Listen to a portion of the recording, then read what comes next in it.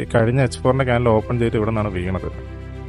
നമുക്ക് ആദ്യം ബൈ ആയിരിക്കും കേസ് കിട്ടുന്നത്. ബൈ കിട്ടി കഴിഞ്ഞിട്ടായിരിക്കും ബാക്കി പരിപാടി കേട്ടോ. അവിടെ വരണമെങ്കിൽ ഡയറക്റ്റ്ലി ഒരു ബൈ എടുക്കാൻ പറ്റിയ എടുക്കാം. നമുക്കത് കൺഫർമേഷൻ എടുക്കാം.